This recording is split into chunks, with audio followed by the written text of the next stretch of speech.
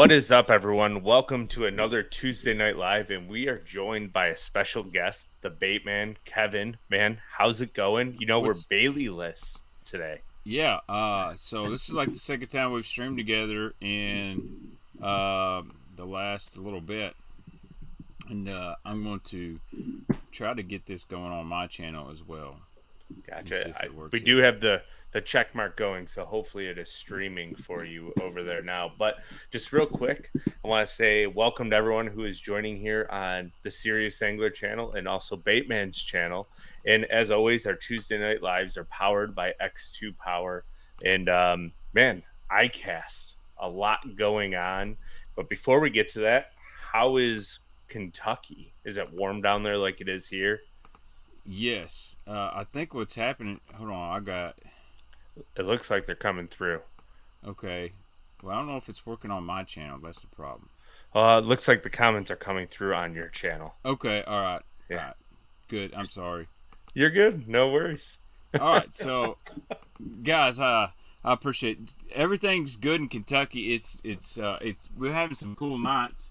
I changed my lighting here. We've had some cool nights here. It's been really hot, humid in the day, and you know, I've heard the fish are biting a little bit. I'm back to working nights, but you know, this is that time of year where I kind of nerd out a little bit. It's Icast for the good, the bad, or the ugly. But we're gonna look at some new baits, and dude, you're tackling that. We're always messaging about new baits and everything. I think it's really cool that you're way up there, you're up north, and I'm not super far south. I'm kind of in the middle, you know, here, just below the Mason-Dixon line. But we love to bounce ideas and innovation. That's a big word now, innovation. Off each other. And what works here on Kentucky Lake Tennessee River, will it work where you're at, and vice versa? There's a lot of baits we throw. Like, you know, we're big fans of the OSP, the Blitz DR. They work great here.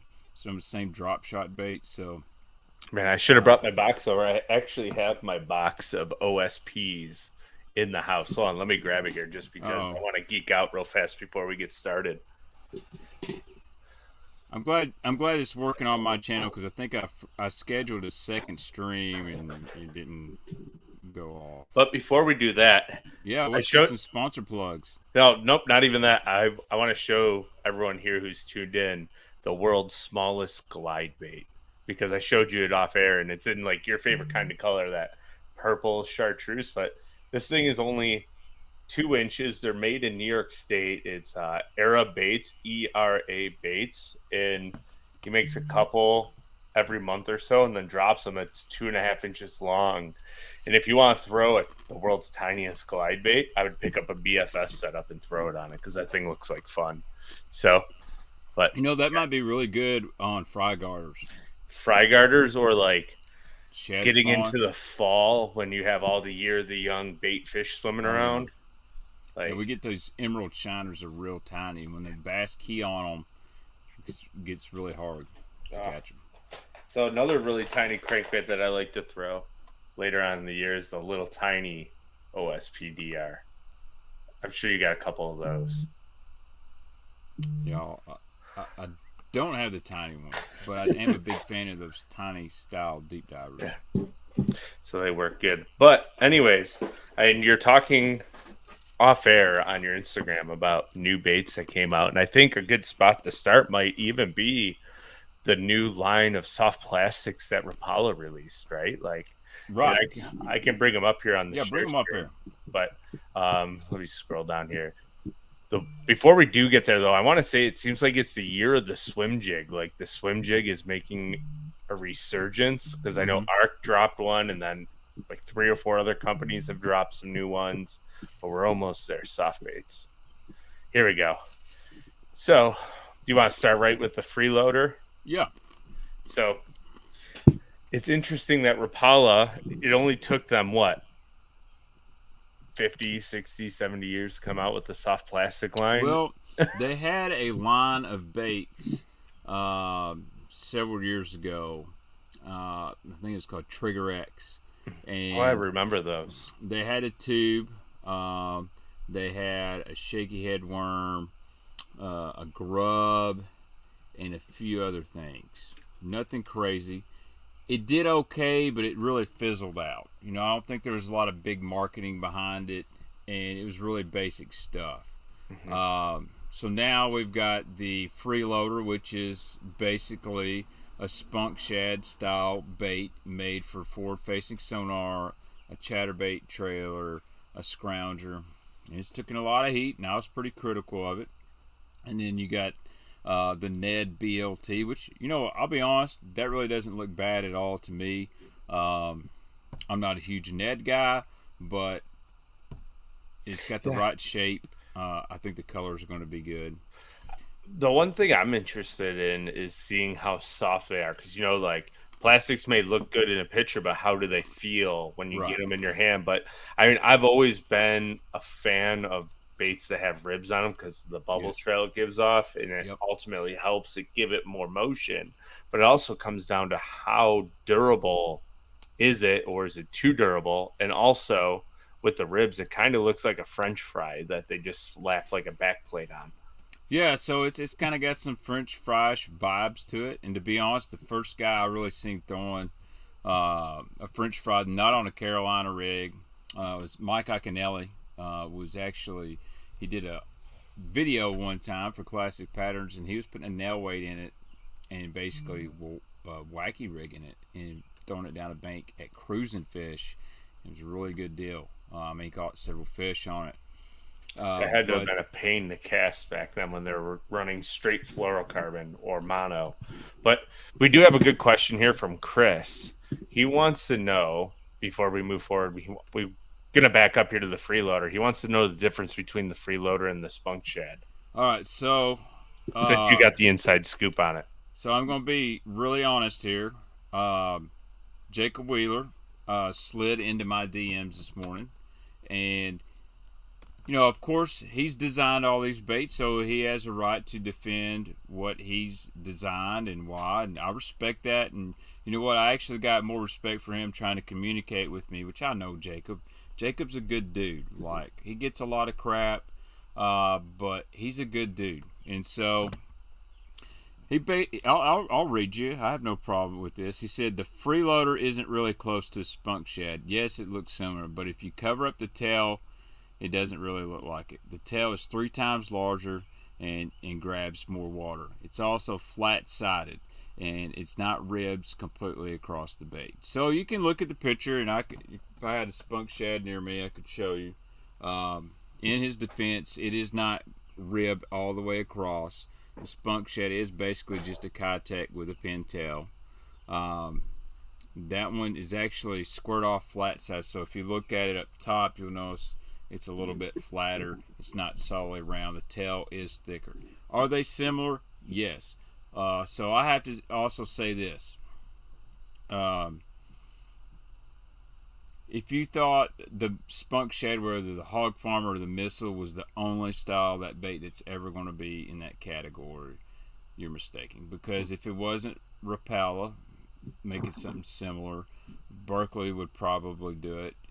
Guys have already kind of done it. They Strike just King, they all do it. Is Strike King. It's hard to be 100% original. So, I mean, I look at it like this. I'm not a fan of just straight knockoffs when you're knocking off a garage builder. So, if you knock off a bull shad, it's a little bit different. You knock off a clutch swim bait, something that guys are really just building out of their garage, that's kind of a different. But ejected baits, soft plastics, it really doesn't bother me as much. Now, you know, the OSP beaver. Can you scroll down and show the one that looks like the OSP beaver? Yep. Was it like the Do Live beaver? So this is the Bronco bug. So very similar to OSP beaver, the Do Live beaver. But here's the deal: 75 to 80% of the bass fishing have never heard of OSP Do Live beaver. Jacob also here's what he said about this bait in my DMs. He said the OSP beaver is great bait. There's actually 2 JDM baits that has the action. I want to find out who came out with it first. Either way, the Do Live isn't very efficient for me around cover in most tournament applications. I won't ever make a straight copy of a bait, so I took my own spin on this with inverted legs. There's a hinge in the bait to make it kick every time it hits the bottom. You raise the ribs for easier tech exposing and awesome colors and durability. He said, these baits I made, they're dialed in with lots of testing. So, take it for what it's worth. He's kind of giving credit to OSP. They make a really good bait, but he wanted to improve on it. And again, I feel like there's a lot of people, they don't know anything about OSP. And I like their baits, me and you just talked about it. But the problem is, it's a small market. They're only selling to a few shops in the United States. You basically have to buy it in Japan. So to the average guy that's going to come into a tackle store, he wants to buy something new and cool, he's not really worried about what's selling in Japan because he doesn't know, he doesn't care. And if you can't get something, you might as well just put it out there. Now, that's this thing. Yeah. So this one guy says they completely ripped off the mag draft. So I don't know who he's talking about. And Mega Bass is not a little man, so no, he's probably talking about the call shed. But the thing with the mag draft is, even before the mag draft was a thing, like, was it owner made one that was very similar 10, 12 years ago? Like, there were so many. Osprey is probably the one that really inspired it. LA Slider had a harness one. Let's see, the original Bass Pro XPS swim bait. Yeah. That bait's actually won more money than a mag draft. I mean, Steve Kennedy's just cash check after check. The Boom Boom Optimum bait swim bait was modeled after the XPS. Yep, that's a harness swim bait. So, really, the mag draft was probably seen a lot of hype on these things coming back, and Megabass kind of made their own version, and it's a great bait. I like it, and they make it in a big 8-inch and a 10-inch. So, and that was something a lot of those harness swim baits weren't doing, is making these extra large models. So, the coil shad is really more similar to the Bass Pro swim bait than any of them. And then now you got Spro, and I've got one in my hand. Oh, the Megalodon? Yeah, so here's a new Icast bait for you guys. Here's the Megalodon right here. I can compare it. I don't know if you can put me on the big screen real quick. That way you can see this. So here's a regular mag draft. Oh, wrong way. Oh, this is a custom painted one. See if I can get you up here. I'm just going to remove myself so I can figure it. So here's the regular mag draft. This is 6-inch mag draft. This one's custom painted. Here's the new Megalodon.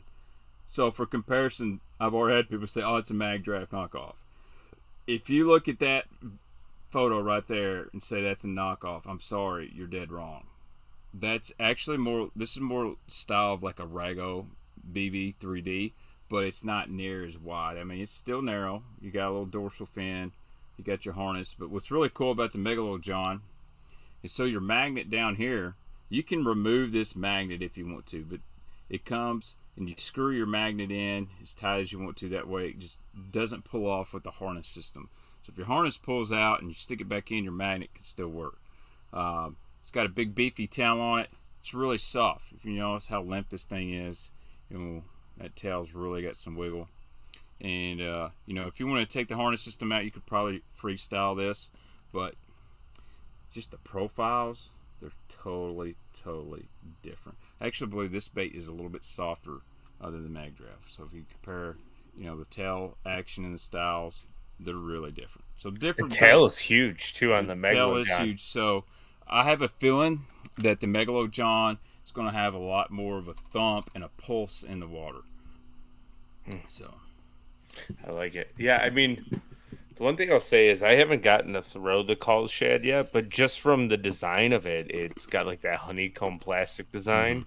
It feels completely different in the hand than a mag draft. But there's going to be companies that make wire harness baits, and it's just going to happen. And if you can change some things of it, and it's better, why not? Yeah, so I agree with Bob. He says, I don't think the coil shad is even close. The Bass Mafia Okay, different stuff. So I agree with that. The Mafia one is definitely Oh, much closer. very, very similar to Mag Draft. And you got to look, Zaldane designed it. He's the guy that really hyped up the Mag Draft and logged a lot of hours with it. So. All right, what's next here? Let's see. Oh, see, now that would have worked nicely. We'll just go start at the top. I got to figure out how to get us back here to where we were and bring this back in. I guess that works. Yeah, Kennedy used the XPS at Clear Lake. He also won at, where was it? Maybe Smith Mountain Lake. He won a tournament on Old Hickory with it, which is a tough lake. And then Takahiro won at Wheeler with it. And, Robanis made it famous. He was fishing it there at Amistad with several guys. So that XPS swim baits won a lot of money. But I want people to know something on these harness swim baits. People get them and go, man, mine won't burn. I can't get this to burn. So they're not really meant to be burned anyways. No, they're more of a slow rolling. Yep. So starting at the top, we have Hardbaits. And the first one that comes up is the all-terrain finesse swim jig. Which I think they already had a swim jig before, so it looks like they just redesigned the head to it. Right. It's a swim jig to me. I mean, nothing too special. Got more swim jigs. Oh, Big Bite Baits. I didn't realize they were coming out with hard baits, so that's kind of interesting. This thing is you having issues? Well, I seen a comment on Facebook, which is fine. I didn't want this streaming on Facebook tonight, so. Oh, it may have come through on my Facebook. Okay. Yeah. Let's see here. Because if it does, sometimes my internet will really crap out. So. Yeah, it's streaming on our Facebook. I don't see yours up there on the top. John King, my man. Yeah. What's up, Bassman Big Malone? Man, we got a lot of comments. Oh yeah, they're flying through. I haven't even been able to really look at them.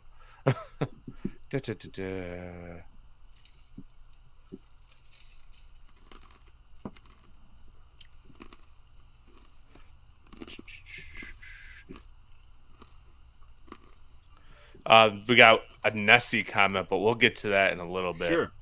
Oh, and Hunter Nixon here is bringing up the GSM, which we were talking about. Correct.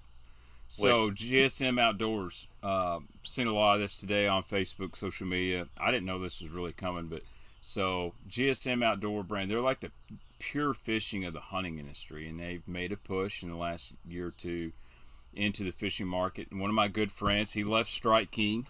He was the head product designer, Chris Mapala. He's now the VP over at GSM Outdoor Brands. And they've been looking for companies to buy and acquire.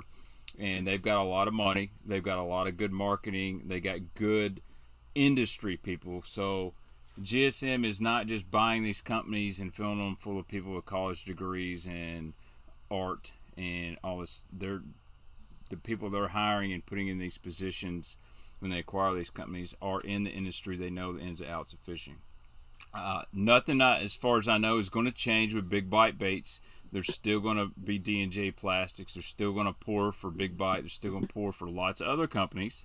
And I think that's a unique thing that GSM was not only are we buying a company, but we're buying a company that can help us make money and expand within the industry for making products for other companies, whether it's a startup or bigger companies. I don't think anything's going to change. Just like with Yamamoto, though, there may be some SKUs that go away because Yamamoto had so many colors and stuff that just wasn't making money. Mm-hmm. And you have to do that. You sometimes you can't offer 100 colors because you've only got 65 or 70 that really sell. So I like Big Bite Baits. Fighting Frog's one of my favorite hybrid flipping creature baits. Oh, I've become a huge fan of the BFE. The BFE's a good bait. They make a craw tube. Mm-hmm. They make a lot of good stuff, and so it kind of makes sense, Yeah, I remember when Big Bite first hit the market, and they were like $1.99 a pack. I miss those days because even their stick bait isn't that bad.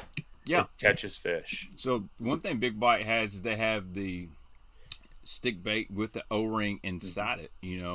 And if you want to talk about that, X-Zone eventually did the same exact Mm-hmm. thing. Did they whack off, Big Bite baits? Like, They whacked them off. whacked them off, like just stealing baits. Like, let's go. Yeah. Let's throw an O-ring inside a Senko. Is What's that funny stealing is like somebody's 20 design? years from now, no one's going to care about what happened at this Icast or that Rapala made JDM looking baits, and they didn't make a huge variation because the chances of a lot of this stuff still being popular 20 years from now are really low. And if you look at the Icast, and I'd love to make a video like the ghost of Icast Pass of baits that were super hype and everybody was excited about, and then it just kind of went, Are we the list talking would be Lunker pretty Hunt long. Spider here? Like, everybody was hype about the Spider. Let's be real.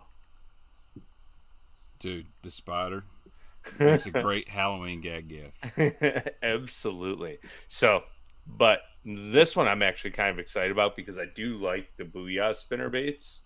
And on the wire baits, they finally came out with the finesse. So, are they copying the War Eagle Get 5 Mike McClellan finesse spinner bait here? Like, is that what is going on? Well, I don't know. Looks pretty close. You got an Indiana blade and a Colorado blade. So these little kicker blades have really gotten popular over the last couple of years, and that's a little bit due to Jason Christie and all that. But I like that War Eagle compact with the little turtle blades. Okay. Accent makes it one. It's not as compact as that, but it's just a smaller profile. I look at that, and that just screams pond bait right there. Like, Yeah. I think it'd be good. I'm not a huge fan of the coverts. I know Uncle Frank and some other people absolutely love them. They're good bait, but it's not the one I pick up first. Yeah, I'm a fan of the Colorado blade only if the water's muddy. That's about the only time I'll throw them. But I do have a bunch of coverts in my spinnerbait box in case I come across like dingy water because it's confidence after the last couple of years of throwing it. Let's see what we have next. Oh, more swim jigs. Dirty Jigs made a compact swim jig, and I know Arc actually released a swim jig this weekend as well. That was designed by a couple of Elite Series pros. Okay, Freedom Tackle. They've kind of made a little bit of a jump here the last year with the Nomad traps. If I think that was that Freedom? No. Yeah, they've really kind of. So Yeah. they're American Bait Works owned company, Freedom Tackle, and they got their popularity really from making like hardhead style stuff where you could remove the hook and all that. And it was a really cool idea. I think it might have been a little ahead of their time. But now they're really venturing into other stuff. And now I just look at that and see a 3D speed trap. Yeah. I was going to say the same I like a exact speed thing. trap. Spro come out with a speed trap type style bait last year. I never even fished one. But it still looks Spro-ish. But you could tell it was a speed trap style. But that is straight up speed trap. Yeah, unfortunately. Greenfish Tackle, they make good. Actually, I don't. I prefer Greenfish. They make some really good baits, but it's just another, to me, a spinner bait. It doesn't have anything crazy on the wire keeper. It's your standard wire keeper. I would be interested to see what the gauge wire is on the spinner bait itself, though. If it has a ton of vibration, or is it just your run-of-the-mill spinner bait that every company in the world has? Yeah, it's definitely compact. It says 3/16, 5/16, 7/16. Brian New designed that. So Brian New's an awesome fisherman. I see a lot of these guys in the spinner baits started really the last 2 years really getting that compact design in. You're going to get a few more bites, but really trying to imitate that small bait fish, the little thread fins. And you can fish them a lot faster, too, and get them down quicker. Yep, sure can. And Greenfish makes good stuff. I think it's like nothing stands out, but I can tell if you buy one of their products, it's quality. You can catch fish on it. Absolutely. What says? Oh, Rapala came out with a higher end jerkbait, the Rapala PXR Maverick 110. Let's see here. What do we have? Anything different in it besides VMC Redline series hooks? It so looks you're like getting good hooks off the bat. they took a shadow wrap and basically, put a lift kit on it and some extra wheels. Yeah, that's exactly what I was gonna say. And I wonder if like it doesn't even say that it has tungsten roller bearings in it to help it cast. I don't believe so. It might even be just standard lead in there. Nothing too innovative. But here's where they start getting a little bit innovated. But I wonder if the Shad Wrap Elite is plastic or balsa. Does it say? I tried reading the description. I could never decide if it's balsa or not. They're basically trying to make a Shad Wrap with the same action that's a little more durable and casts better. 3 inches and 7/16 ounces. So I'm going to guess It's it's got to be plastic. that, or it's made like the BX Brat, where it's like a foam with a plastic wrap on it. If you can get that same action and make a Shad Wrap a little bit more castable, that's great. Someone said South Jersey says it is balsa. That would be very interesting to see that. They would have to let it or through wire constructed, and hopefully it holds together. Whatever you do with the balsa baits, never slap them on the water because they will break. No, it doesn't matter what brand, they're going to Nope. break. And Rapala, no offense to Rapala, it don't take much to bust them up. Oh, I've actually first cast with DT10s with smallmouth using a glass or a composite rod. I've actually broken DT10s in half, setting the hook into Lake Erie smallies. And I come back and all I have is the top of the bait, and I'm like, where did my bait go? And then you see them jumping with a broken bait in their mouth. More Rapala stuff. We have deeper diving. Is that what it would be? Yeah, deeper diving OG deep. So they're expanding on the OG, the Otts Garage line, and making a deep tiny 7, which could be a good play. I mean, getting down in that 5 to 7 foot strike zone with a balsa bait, I feel like there's not a ton of balsa baits that get down there efficiently. I'll be honest, I've never been an OG fan. I've thrown a few of them. I feel like they're dead action. They don't get bit for me. I feel the same way about the Chick Magnet.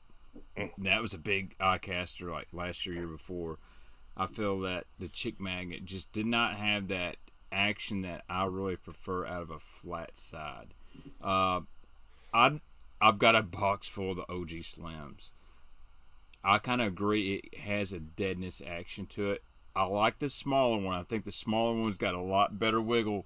The big one's almost an S in action through the water. Where the little one, you can see that flat side makes it got that little shimmy to it. So if I had to do it over again, I'd buy a lot of the tiny OGs versus the big Slim. A 7-foot diver though, or whatnot. I'll be honest, I'll throw my old school Rapala DT7s, DT flat 7s. I've got some other balsa flat sides I like.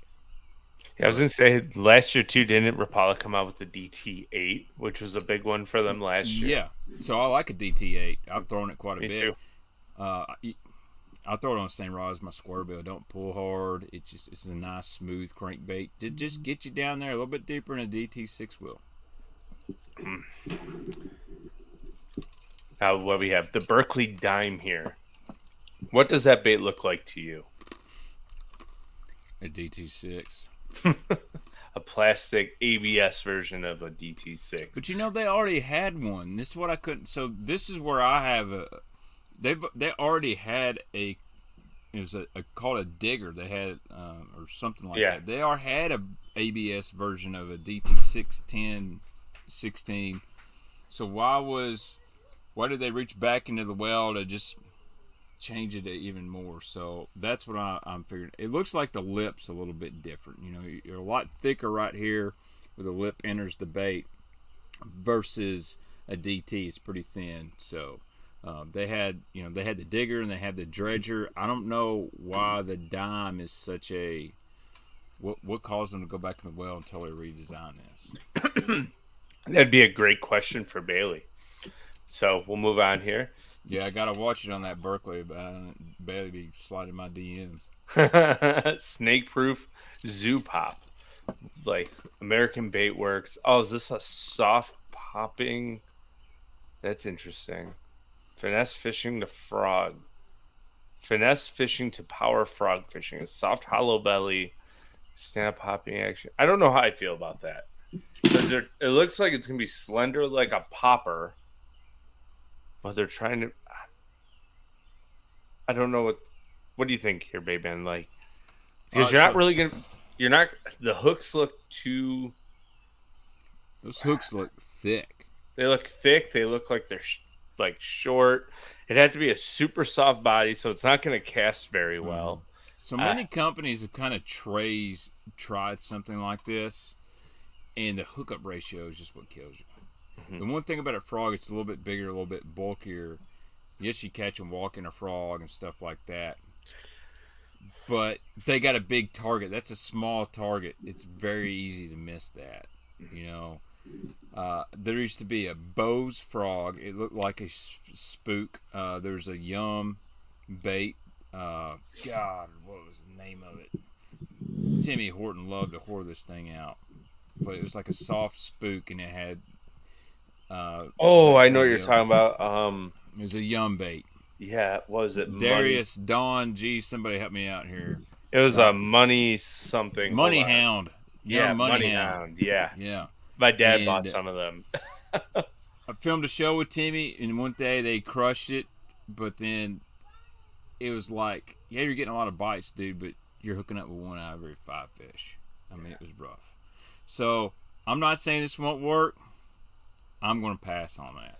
Yeah, hard pass as well. All right, what's next? The Sashimi Swimmer. Actually, I think Brian New dropped this like a month ago. Got one. Ooh, awesome. Bring you back to the full screen here. Yeah. So this was designed by Brian New. This is the Sashimi Swimmer. And Tackle Warehouse has some of these in stock. I bought these direct from Spro. This is basically like the Siebel Magic Swimmer. And jointed 2 hooks, designed really for those herring lakes. This is a jointed swim bait that you're going to want to fish fast. You're going to want to burn.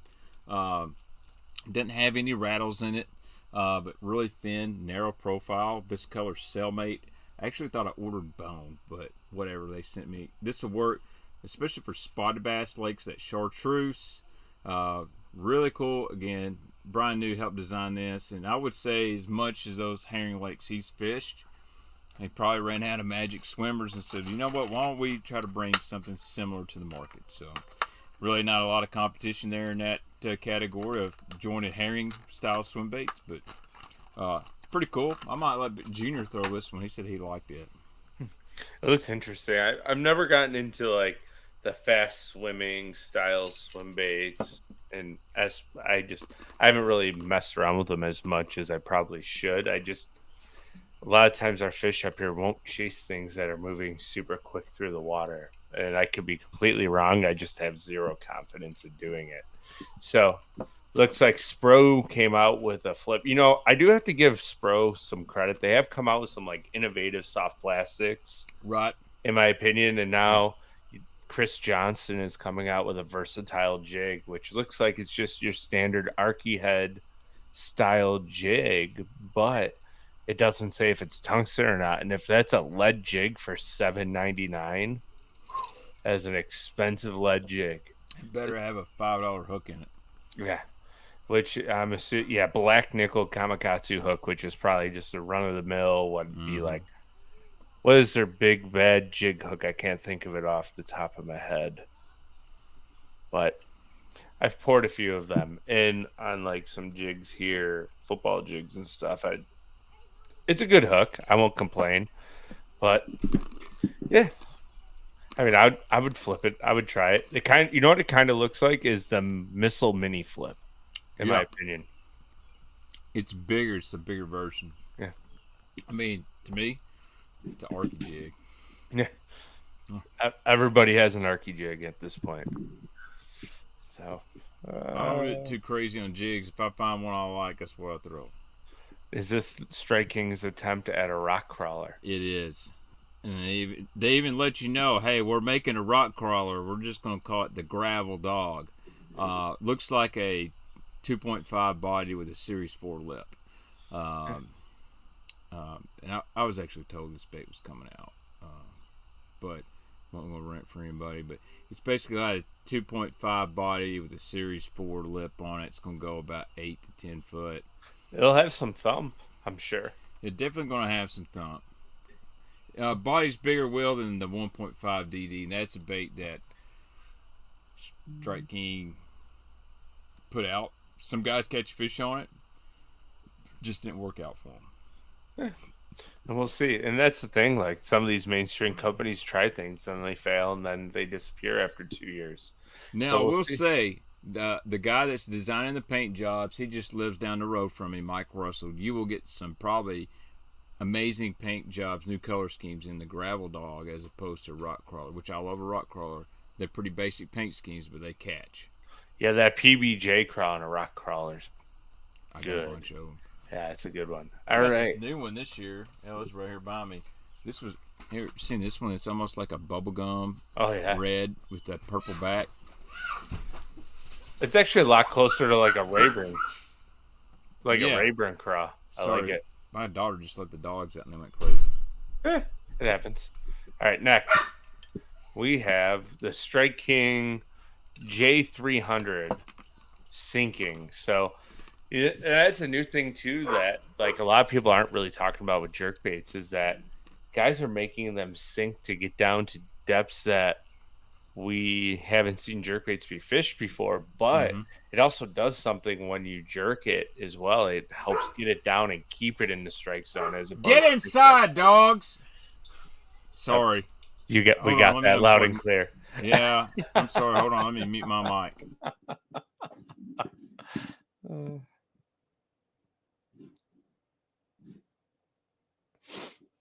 And Will, yes, that's exactly what it is. When you have a sinking jerkbait, it allows you to fish it a little bit more efficiently, a little faster in the summertime. And because it's sinking, it's a little bit heavier usually. Therefore, it will stand out on forward-facing sonar a lot better.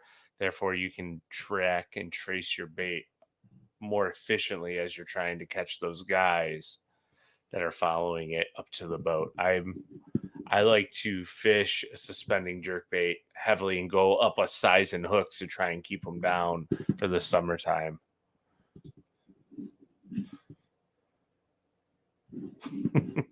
Oh, you're still muted. Sorry. There we go. Sorry about that.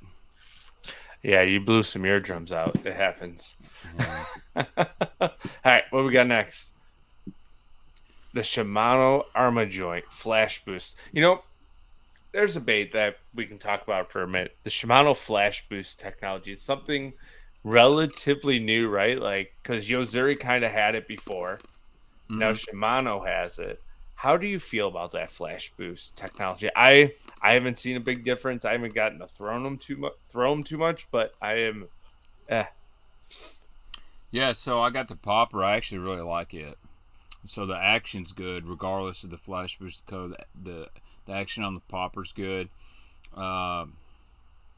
It's cool. I see applications where I think it might help if it's a visual deal. So on a jerkbait, I think that's a really good deal, especially certain colors, sky conditions. You know, because a jerkbait's a visual bait. You know, swim bait, I think it might be good. On the popper, I really don't think it matters. It's chrome or it's bone, and that's just the way it is. I get it. And as somebody here, we have Jeremy saying it's for Shimano to get in on the swim bait game. I think Shimano actually already had like a glide bait out in the Japanese market for a while.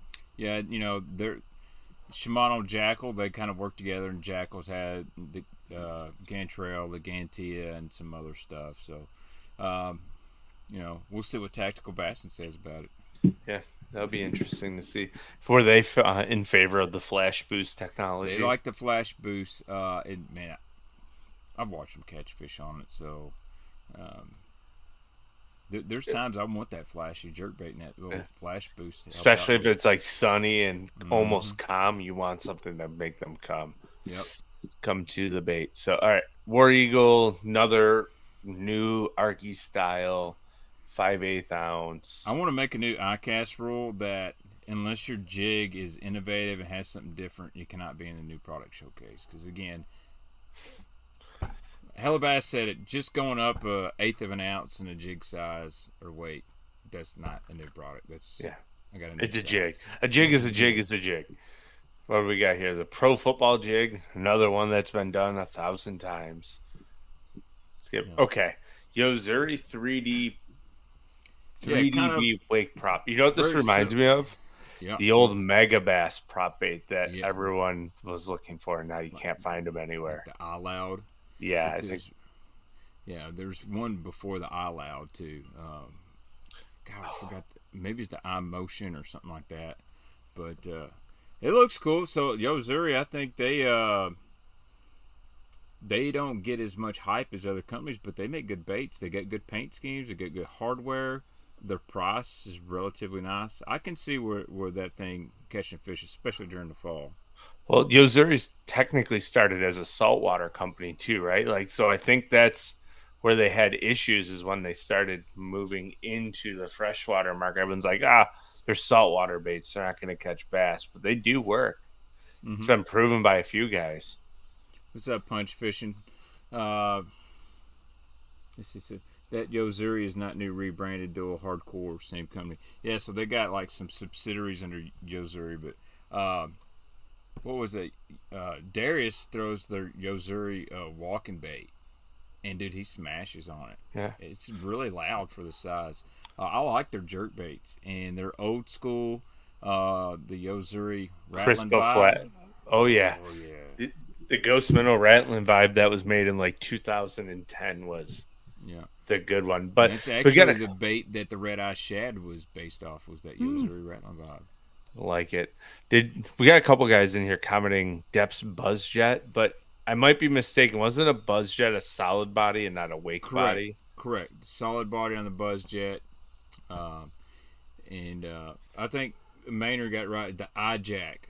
You're right. So there's the eye loud, which is a bigger version, and then there's that eye jack. You're right, Tim. Thanks, man. I always thank you for that. Great bait knowledge. Love it. All right, next. Oh, this is a good one. The ChatterBait Elite Evo by Z-Man, and I think this coincides with your title or the way you did the thumbnail, right? Like, what were you saying about Z-Man? The good. So here's the deal: is Z-Man going to eat their own?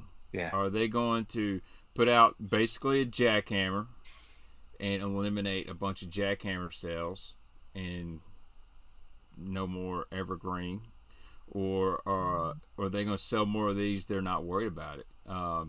Now, somebody texts me from Icast. No spoiler on this. Said the new Evo jackhammer starts up. The new Evo chatter starts up just as fast as a jackhammer, but not have as much thump. But sweet bait, to be honest. So Drew. And I wonder if it doesn't have as much thump because it looks like from some of the pictures I've seen, it is a stainless steel blade, but they're all plated and painted, and they have glitter on them, so it's a heavier blade. So you're not going to get that head chattering noise. It might be a more dull sound than the jackhammer. So maybe there's cheaper components on. Maybe it's not as good of a hook. Maybe the swivel on the front, the clasp isn't as good. I don't know. For $5 less though, or $6 less, it might be worth it to try it. Fishing says, how can you measure the thump? Blind thumb test. Well, I'm guessing because at Icast you can't go on the water and test a lot of stuff that got. I'm sure Z-Man had an on the water test. You could definitely tell if bait's got more thump or not. Drew Gregory in here bragging about his kayak fishing. Just messing with you, Drew, your hammer. So oh, he is. He says it's a better trailer keeper than a jackhammer too. I'm intrigued. I like a lot of the colors, and I'm in all. But Drew, real fast, I know you're with Z-Man and you work with them. Can you have them make me an all black? Oh, you said you weren't going to talk about this. I don't care. It's fine. I want an all black one in the USA market, and then put like a gold flake or a purple flake in that blade. on this color, and it would be killer. I want one. Right. Yeah. So I need them to bring the cold shad color to the U.S. That's all I want. that's another good one. But I mean, there are a couple companies that partner with them, right, and have their own distinct colors for companies, and there are a couple good ones out there that you can get in the U.S. if you look around. So, yeah, last year we had the slobber knocker. Everybody was slobber knocking. I got a couple of them. They won't ever be a jackhammer, but they catch fish. It's a totally different vibration, a lot bigger profile. Some guy Bob in here said he wasn't impressed, but yeah, and I'm interested too in how fast that blade will fall off, and if Drew has been fishing them, Drew has the paint fallen off the blades yet. Oh, here's a question. This is a good one by Will. Before we continue on here with our Icast talk, is a Vixen a kick knocker? It's 100% the same bait. Yeah, I was gonna say there's a really long story on that, and one guy say one thing and someone says another, but I just find it always weird that the Vixen was the first one to the market, and if the guy from Teckle designed it, why didn't he take it to market? Yeah, it's interesting, right? But they are the exact same bait. Yeah, I love my kick knocker, except for like 1 out of 3 always leaks right off the bat, and then that roller bearing in the middle for casting gets stuck, and it's just basically trash right off the bat. But yeah, they catch fish, man. Vixen, Teckle, whichever one you want to throw, or the old school paycheck. Was it the Repo Man? Was that it? Repo Man, and the late payment was a small one. The only thing about the paycheck, same issue. For some reason, those molds, they had a lot of water leak issues. If the patent runs out, can anyone build a jackhammer? Yeah, that's it's coming up close. I mean, that thing come out in 2004, so we're not far at all. 2004, 2005 is when the ChatterBait kind of come out, so they got a utility patent, and eventually it'll probably run out. Yeah, but then you can go right over to the Japanese market, and there's all kinds of stuff that's so similar. Yeah, Evergreen's not going to stop making the jackhammer. They could care less if Z-Man does what they're doing. Z-Man kind of done them a favor and partnering with them because so many people were wanting a jackhammer. It kind of made sense from Z-Man's standpoint. Hey, let's bring the jackhammer name, the Evergreen name, put it on our bait, license it to them, and when the patent runs out, they can sell it themselves. So,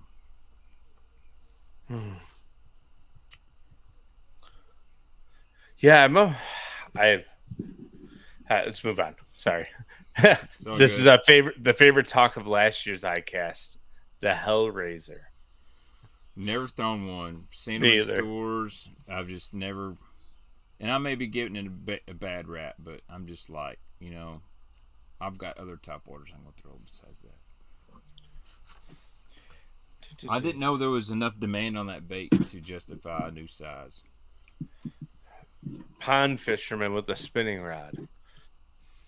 That's where I see that bait like really, really playing. It's very, very interesting. Step back off.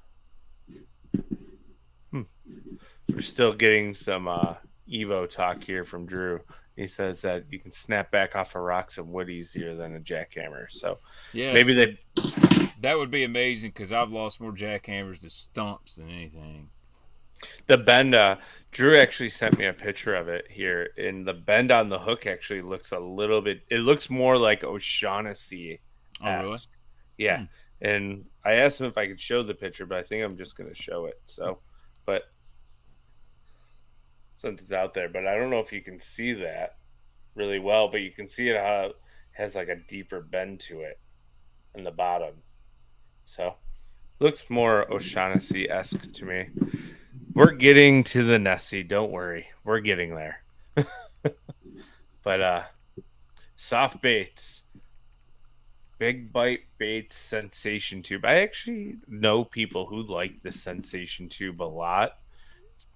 Or that Sensation, not the tube, but the Sensation plastic. I haven't been able to mess around with it all too much on like the drop shop baits. But from my understanding, it's a much softer plastic than a lot of the other plastics that they produce. So I'm very interest in it, but to me, a 5-inch tube is pretty big for smallmouth. Probably going to be more of a largemouth flipping shallow water tube. Yeah. So, but it is a tube. It's not really that innovative. It's just a tube. A tube, a very, very soft tube, I'm assuming. But, yeah. Next one. Oh, here we go. Oh, shit. We're getting into the poop baits. Oh, the poop baits.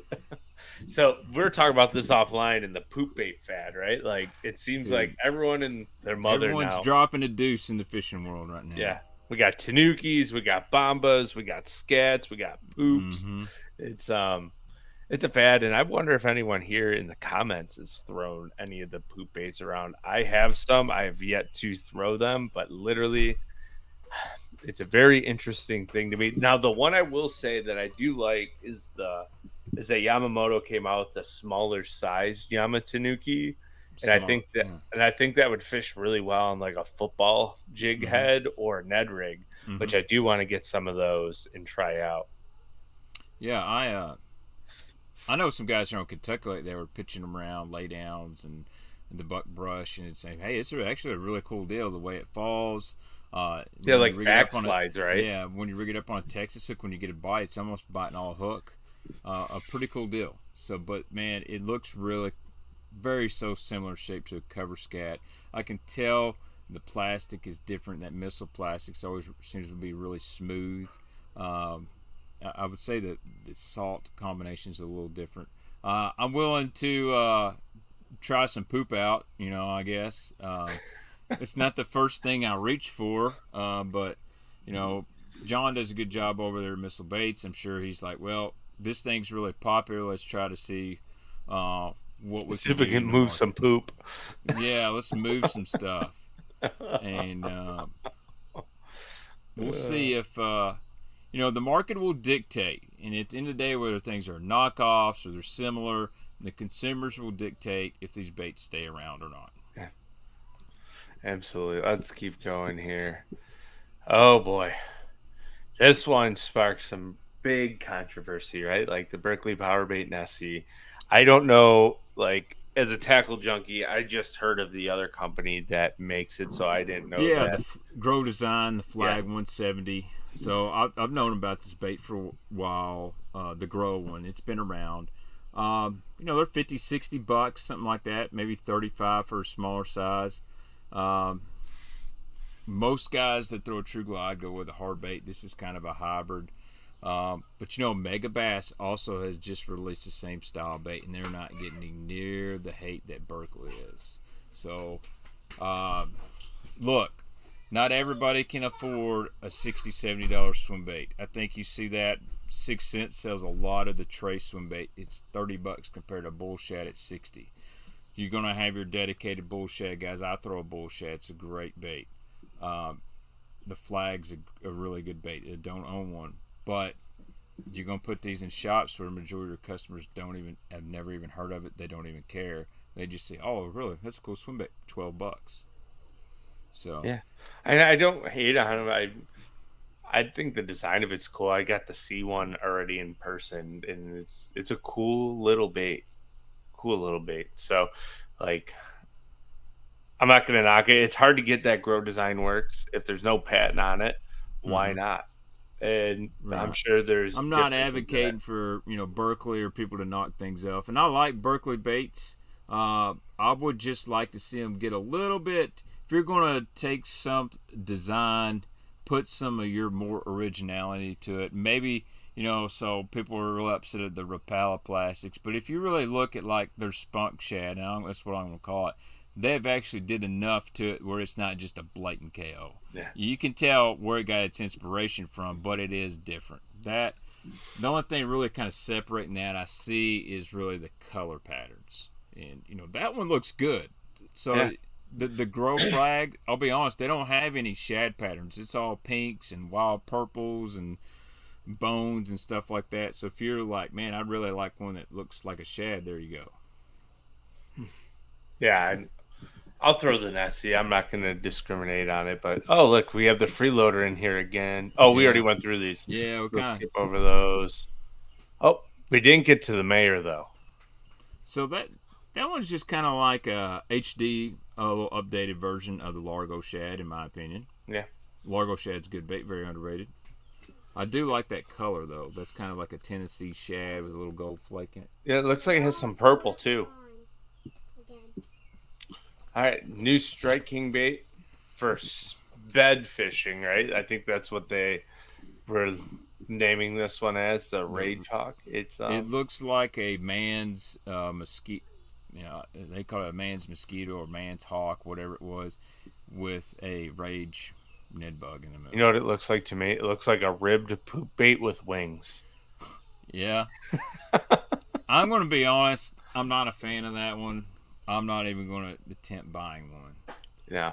And if it's a 5/0 hook, which it's a big hook for a little bait if it's only 3¼ inches.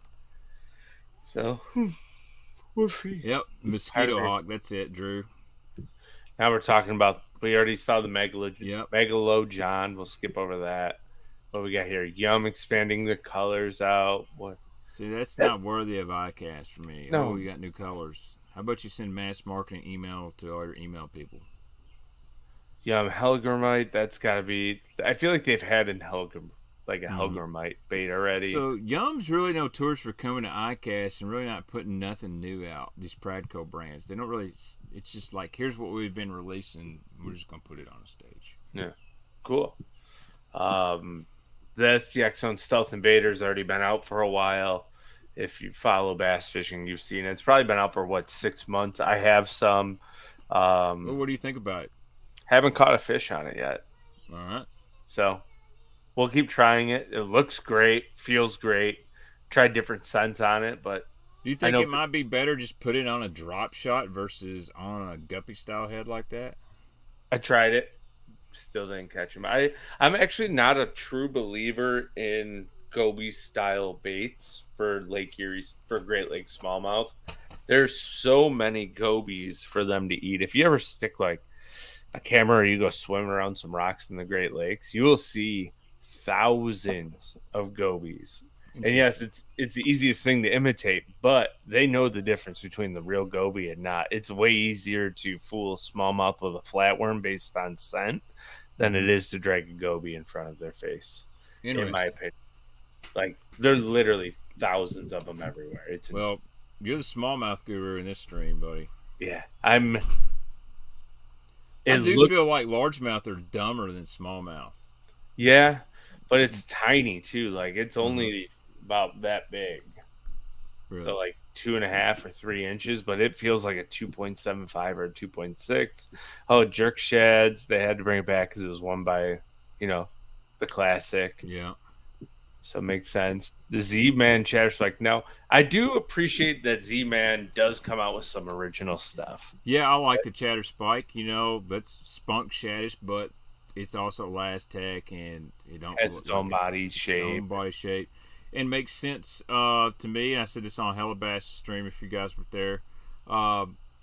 If you got this new jackhammer style bait, you got a ChatterBait. You own the ChatterBait company. Wouldn't you want your ChatterBait trailer selling, and you can put that on a display rack right next to it, so the average guy goes, "Oh, I need a trailer. Oh, here they are. Here's the ChatterSpikes. This is from a ChatterBait."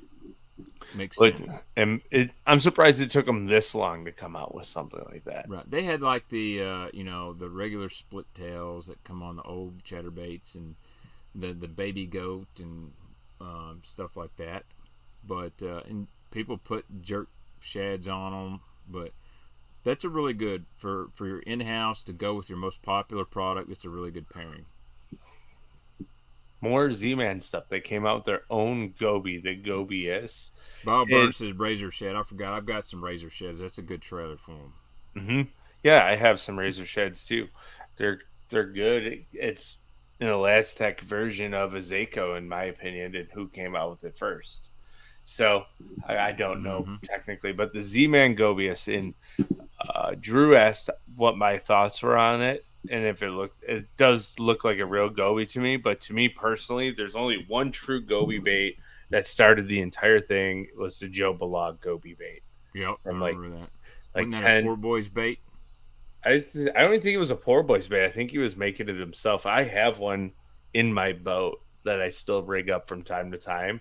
And I think I've caught 5 smallmouth on it ever. But and that's my whole point is I bet you if you threw the gobies on a lake that doesn't have gobies, you will catch more bass on it than you will in a body of water where they eat gobies. I always thought the dark sleeper was more of a goby imitator than.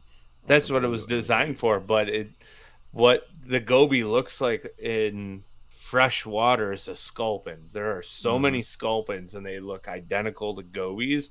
To me, if you go to a body of water that has sculpin in it, you're more likely to get bit with the gobius than you would be on the Great Lakes or a fishery that has a ton of gobies. Yeah, it's the same with the dark sleeper. I know guys that crush them on lakes that have 0 goby in them. Yeah, and I've only seen... Go ahead. Paul Carew makes that goby imitator. It looks sick. It's a hand poured. Yeah. But I really actually see that working better places where I'm at versus Lake St. Clair. Yeah, especially like if you have sculpin style baits. Like I bet you if somebody went to the Columbia River with the gobius, they would slay because they have sculpins in the Columbia River, and it's one of their main primary forages that they eat out west. So if you have a body of water that has sculpin in it, get a gobius, any style goby bait, even the X-Zone one, and try it out. I bet you'll catch more bass on it there than you will in the Great Lakes. So this is what I mean. Dark sleepers Punch Fishing says the dark sleepers catch a lot of Minnesota largemouth bass on grass lines. I would check what lakes you're throwing it on there because I'm sure there are some type of sculpin-esque bait in that water or even like log perch. Very similar body profile to a dark sleeper. Just point down a little, so it's actually pretty. Yeah, that's pretty cool. I like Drew's insider info in here. Appreciate me too. Yeah, thanks, Drew. So he says Jim Lighty says it was Poor Boys. The Belog won 2 tournaments on area with him. Yeah, it was a good bait. I have one. I don't remember the exact color, but it's like a purple with a clear belly to it, and it looks great. I think I got one of the ones, if you read all the reviews on every once in a while, you'll get ones that would just roll over randomly. And I think I had one of the ones that would roll over because I'd drop it in the water and the thing would just flop. And like, yeah, that's probably why I've never caught a fish on it. But, well, only a couple fish, I should say. Next, Z-Man Mulletron. It's like a saltwater version of a mullet bait. And I think that's what they designed it for, not really freshwater. All right. Do you want to talk about rods, or do you? We can. Saltwater icon rods. Casher makes good rod. The big bait rod, but we've got a Series 5XD and a single arm spinnerbait in there. Interesting. 7'10", moderate fast. Medium heavy. That'll work. Yeah.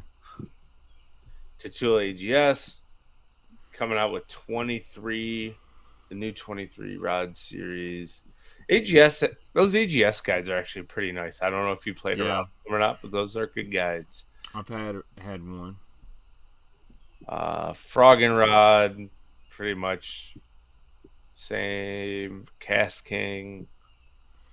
Yeah, it takes a lot to really get me excited in rods. Oh, here we go. Drew's ultimate Ned Rig rod. Drew Reese. What's really weird is all these guys that are super Ned riggers, like the Elite Net, they use short rods. Yeah. Like 6 foot or less. And I like a really long rod. Mm-hmm. And I think a lot of that has to do with where you're and how you're fishing. St. Croix. 13 fishing. I mean, I can never get into 13 fishing. To me, like, here's my issue with rods, right? Like, everyone has a rod company that they like. Every rod company has a rod or 2 or 3 or 10 that do something really, really well. And rod companies do a really, really good job at promoting technique specific rods to make you spend more money Correct.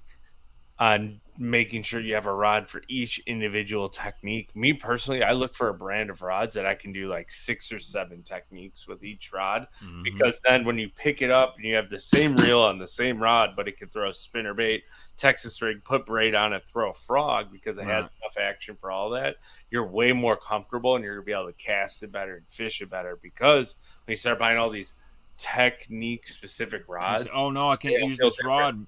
I need to tie on a spinnerbait, but I can't because they ain't got a rod. It's a spinnerbait rod. Yeah. So, I've been using 6 cents rods.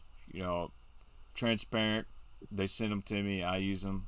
Now, I always get like 7.3 heavy, 7.3 medium heavy, 7 foot medium heavy in my bottom contact, because I don't want to put myself in. Well, dang, I ain't got a spinnerbait rod. I got rods that I can throw multiple different things. And I'll be honest, there's a couple of them I wish I had 2 of the same rod, where I can have one rig with like a hollow belly swim bait and the other one's a spinnerbait.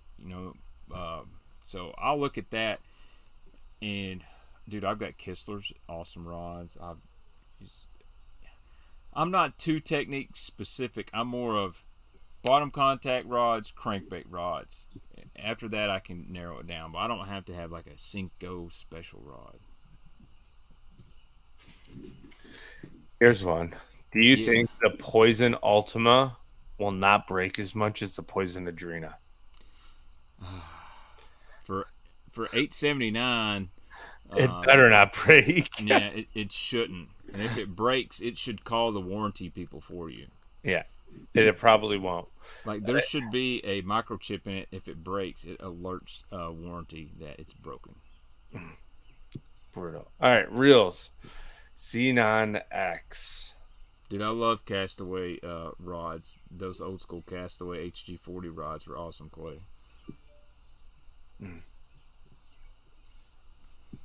New Steez A100.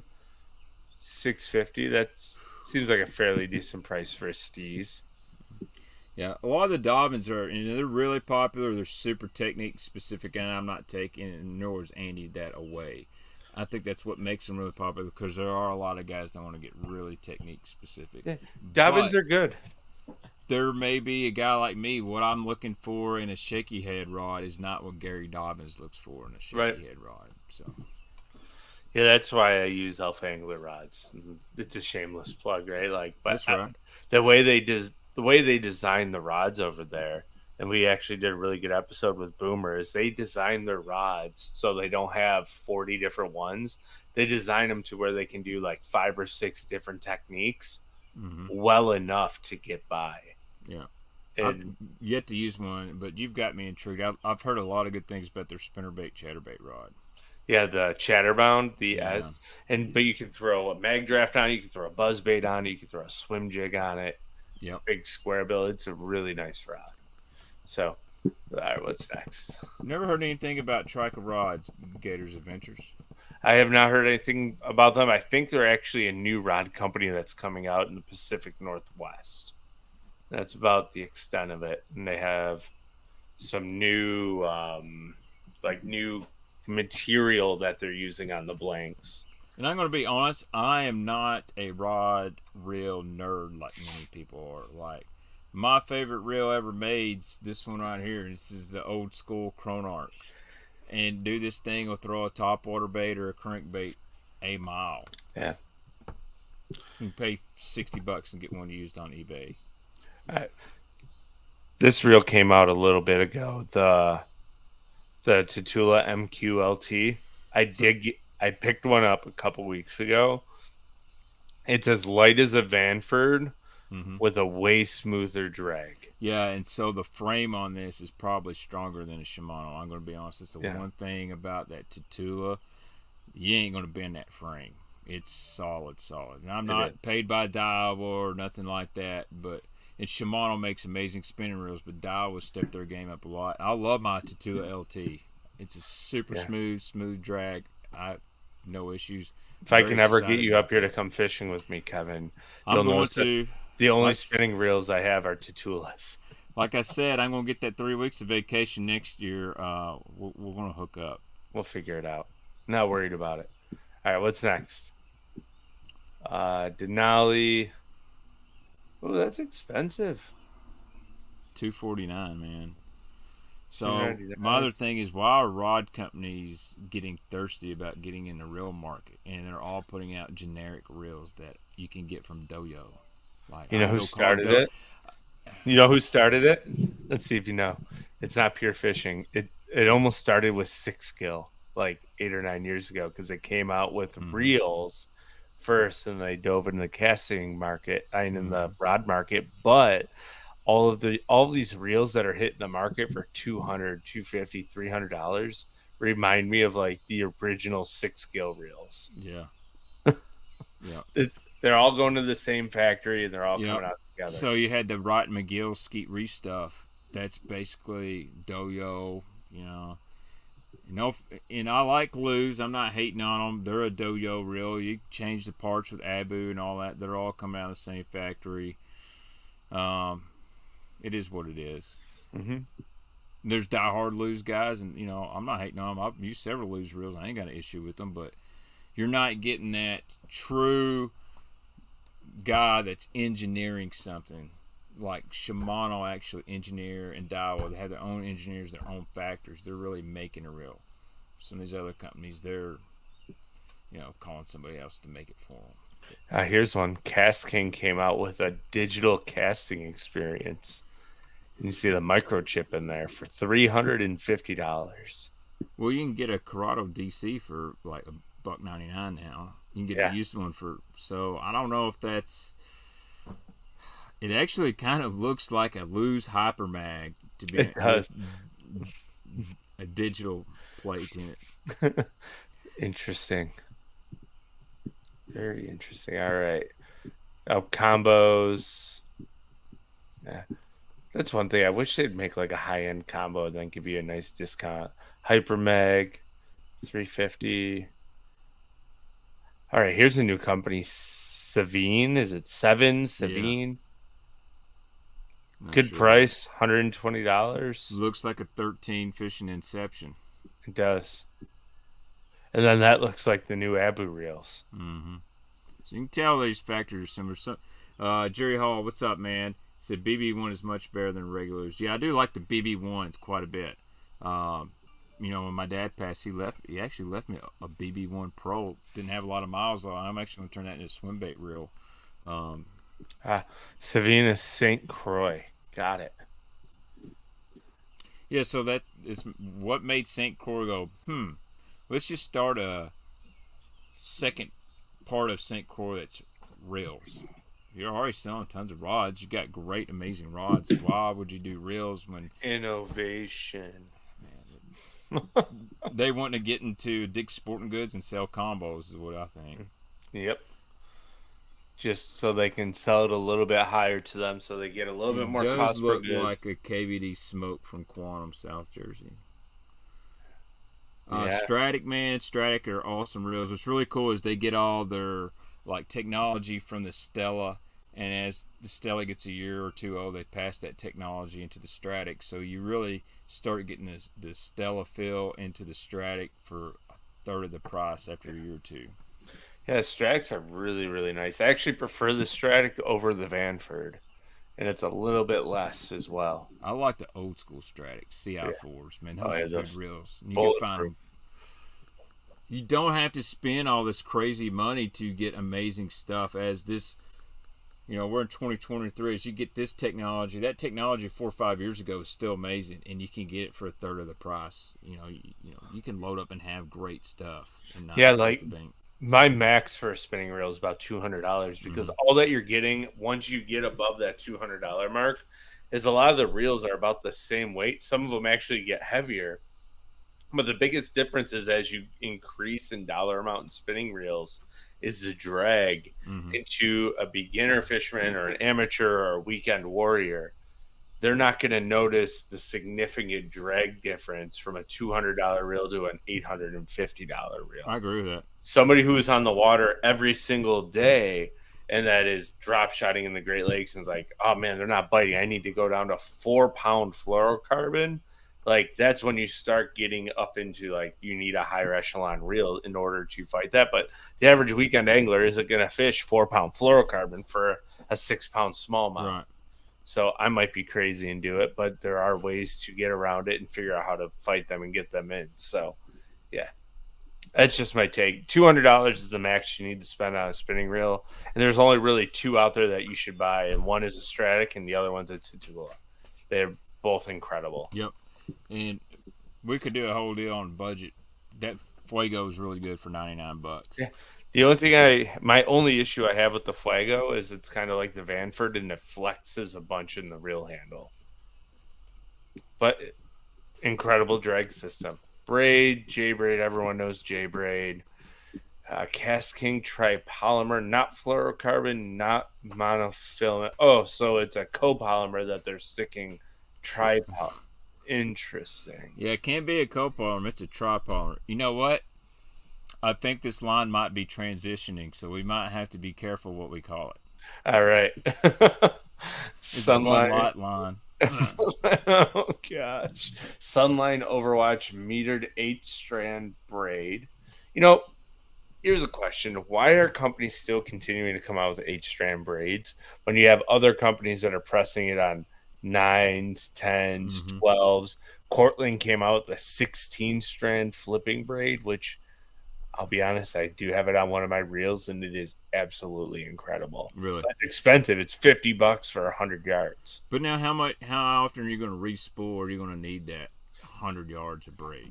So on my Zillion, I think I put like 45 yards on it. Like you're flipping with it. You're not using it much. And what I do with all of my braid is once it wears down to a point, I just flip it and put it on a different reel. So the bottom of it's brand new. Yeah. So you get about 2 full seasons out of a half spool of braid. So, yeah. Dude, William, that Daiwa Revros is a badass reel, and they're like $40. Oh yeah. That was one of the worst kept secrets. You know, when I was in retail, I bet I sold 6 to 10 of them things every 2 weeks, and people would. It actually hurt my Tatula sales because people would be like, "Oh, I want that Tatula, but what's that for $49?" They go, "Oh, $49. I'll take 2 of them." I'm like, "Dang it!" You know. Yeah, they're so smooth. You know, this one's interesting to me. Tapered leader. It's like bringing fly fishing into bass fishing. I don't see them selling a bunch of it. Actually, I don't want no part of it. I'm terrible at tying leader knots, and I don't like fly fishing, so keep me away from that. Now, this, I'm intrigued by the Shimano Mastiff line. I know guys who have been running it for months, and they said it's the best fluorocarbon they've ever used as leader material. Yeah. Oh, as leader material? As leader material. It comes in 200-yard strands. All fluorocarbon I buy, I use as leader, but I've heard that this stuff is the real deal. And it's got like this nano armor technology, and it's extremely resistant to nicks. So, yeah. I gotta get my leader game strong. I did in Pickwick a few years ago. I put the video up here. I was running like 50-pound FX1 braid and 17-pound fluoro leader. And when you hit them with the football jig, it's nasty. But man, it's super sensitive. It's super sensitive. So we've got Hail Mary Ned Head, which it's a Ned So that Head. kind of reminds me of the Jim Moynihan rock jig. The head, you know, that rock jig has, it's recessed and it's got the Barbarian hook. Yeah. I like the Moynihan rock jig. I don't care about that hook. Another scoping, forward-facing head, tungsten. So my question is, how does it making a lead head? How does it make it better for forward-facing sonar? It's already lead. This is tungsten. We have a tungsten, so it's 40% denser. So tungsten does show better on forward-facing, but I'd be more worried with the hook on it than the head, and that looks like it's probably a cheaper hook. I'm gonna assume it's a Mustad hook. And here's what happens when companies pour tungsten. You'll notice that there's only a couple hooks you can get. It's either Mustad or Gami. most of the time, and now BKK is kind of working its way into. But once you pour, like, if you go to pour a tungsten head onto an owner hook, the way the owner hook is designed, it's much too soft to handle the superheating it takes to pour tungsten onto the hook. So therefore, the hook gets brittle and snaps. And if you've ever used like a Kitech finesse jig and set the hook and come back with your bait, but the hook point's gone, Gami's kind of flirt on that line of being too brittle, but if they're poured at the right temperature, they're fine. And that's why a lot of companies that pour tungsten heads use mustad only, because the hook can actually take the abuse from the heat. I like that info there. Yeah. Andy dropping some knowledge tonight, man. I know. All right. Bait fuel hard bait stick. So if bait fuel, here's my question. Since bait fuel is not a scent technically, right? It's an oil slick. Why would you make a stick that a scented stick? But it's not scented. Bait fuel has no scent. It's a gel fish attractant, easy to apply, but it has no scent. And all it is a technology to stimulate a fish's predatory instinct. Maybe this version of bait fuel. It's funny. Punches is bait fuel deodorant. Maybe this version of bait fuel is an attractant. You know what I mean? So maybe this hard bait stick is under the bait fuel name, but it's not like the liquid that's just. Yeah, and it's got a fast times 55 formula. So is it a more like potent formula? It's boner fuel for your baits. Yeah, so thanks, Jim. And I don't know like the exact way that tungsten is adhered to hooks. So sintered is what he's saying happens. All I know is that tungsten is super, super hot when they put it on that hook, and it makes a lot of these hooks break. So, but yeah, this. But somebody bait fuel is out of control. I'm just going to say it.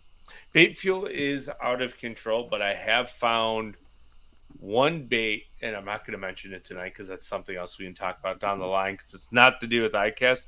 I found one bait that it sticks to really well, and I have had days where it's the only thing I can get bit on, and I have to let it soak in bait fuel. But my downside to bait fuel is if you throw it in like the wrong pack of baits, they become 10 times the size of what they should be because of the porous. I'm going to tell y'all in the chat, Will hit it on the head. Strike Force is the only scent you need. If you guys knew how good that Strike Force stuff is, now it's different than bait fuel. It's a true scent, but it's kind of hard to find. Real deal swimbait head, man. Okay, it's got a screw lock on it. Fast football head, yeah. I wish you could. I wonder if you could buy those and put your own skirts on those. It looks like it has the ability to have put your own skirt up there and make your own little finesse football jigs. That would be cool. A swinging Ned rig. I don't know how. I don't really feel there's a need for that. Yeah, that's. Most of your Ned baits are solid. You know, they're not jointed up a lot. You know, the most popular Ned baits are turd style. Yum, Ned jig head, man. Just trying to get their place in the market. What is... I wonder if the guy that owns this company... So they sent me one. I've got one of these. I did a video with the rattlesnaker in it. It's a really cool deal. I wonder if he teamed up with Z-Man. So that's actually a pretty cool product where you can insert a rattle into any soft plastic bait. It's easy to do. I had one here somewhere. Interesting. I actually like that a lot. Yeah, man. I'll find mine somewhere. But you basically put the rattle, your glass rattle in there, and it's almost like a needle, and you push it into your worm, your craw, or whatever, and it sticks it in there. If you wanted to do 2 glass rattles. Sure, yeah, he brought it to Z-Man and they collabed on it. That's awesome, man. So that dude reached out to me email. This is about a year ago, and said, "Hey, I got this product. I watched your stream. Tell me what you think." And I got it out and I played with it and said, "You know what? This is actually a good idea." Yeah. And so I did a little video, and it's on a Tackle Warehouse unboxing. So if y'all guys want to watch that, It's way back in my videos, but that's a really cool. I'm glad to hear that. Thanks for letting me know cool. that, Drew.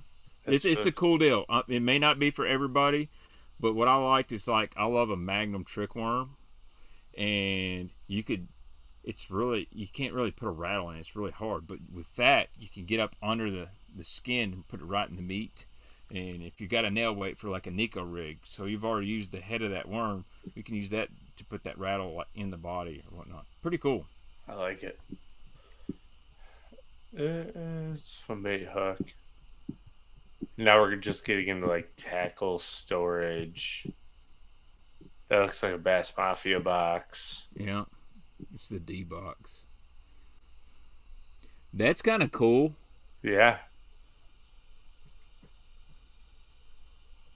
I'm the worst person to ask about storage. If you saw my bait room right now. Jerkbait box. You know what? There's no better box than the old Shimano jerkbait boxes. The ones that had single chambers, so you don't get twisted. Yeah. The company needs to design those and not have foam inserts in them. I think Daiwa did one. I probably missed that. I would have bought like 6 I of did them. try bait fuel in my beard, hella bass, and that's why I don't have a beard. It just melted. Fell off. Yeah. Rapala. I actually heard these storage bags are really nice for line. Mm-hmm.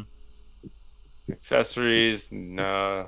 A D bag to carry them in. That's hilarious, Jeremy. Everybody decided to release a new trolling motor. Interested about this Quest, though. Yeah. But, I mean, I did have a client say that tearing apart an Ultrex and making it brushless really isn't all that hard. So, which is kind I've of heard the intriguing. same from the local trolling motor repair place here that it really wouldn't have been that hard to do. Yeah. My question is the durability hold up. I mean, I love Ultrex. I think as far as simplicity, they're the best out there. If you don't know which one to get Ultrex. But they're in repair shops all the time. Shafts break, but they're easier to get parts for than a Garmin or a Lowrance or a Motor Guide or whatnot. And I'll be honest, I think this might be the last year Motor Guide's around. I think it's going to be strictly a Lowrance deal. Interesting. I think when Power Pole came out with the Move, I think they moved Motor Guide out. Smart line spooler. Oh, I got some new Starbright repackaging. Storatron, thank you guys. Apparel. Nothing ever really gets better with apparel.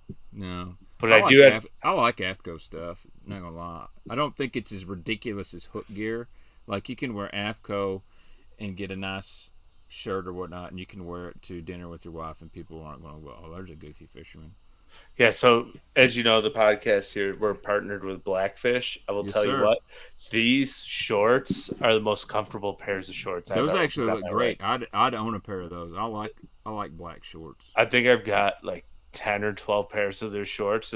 I wear them like out to dinner, golfing, fishing, walking around. Looks like you got good room for the boys there. Oh yeah, they're comfortable all the way around. Good stretch in the waistband. Yeah. You know, I'm a bigger guy, so and they just came out with a new the hoodie Gale pullover. So if guys don't know about like the Gale pullover technology and the storm skin and stuff, it is absolutely incredible. I wear it all winter long while I'm steelhead fishing, and as it gets colder on the Great Lakes, it's water resistant. It's not waterproof, but it's also windproof, and that has this killer like really thick fleece lining on the inside. So basically, if it's like over 40 degrees out, you sweat. It's really, really. I think I have like 7 or 8 Gale Force and Gale pullovers. If they had a high vis one, I'd wear one at work. They have red, like a bright red one. Then the boots, which I have a couple pairs of these, they are the most comfortable water boots I've worn. So, yeah. But see, sunglasses. What is that? That looks like the glasses, welding glasses. Yeah. So the reason why they designed sunglasses with that side is you have your hood up, you have your hat, and it's you ever get where you get like a weird glare no matter how much you have pulled up? So Mm-hmm. sunglasses companies are starting to design a flap that come back to limit how much sunlight penetrates through the side of the eyewear to Mm-hmm. totally give you like a pure dark out mode so you can sight fish better. Why wouldn't you just have frames that went all the way, like the bed fishers from Waterland? They're totally enclosed. Yeah. Oh, it's interesting. Maybe they need to breathe. They put little holes Yeah. around the front So so you can breathe. that is one thing. If people say, "Man, my glasses fog up," well, anytime you got in Kate, you're right here, the corners, everything's sealed off. You're going to get a lot of fog. That's why I like the old school style, Ray-Ban. Those pants look good. So I'm not knocking Sims at all. I had a client that had the Challenger boots on my boat on a day that was raining. First time he wore them, and the entire seam came apart on him. Mm.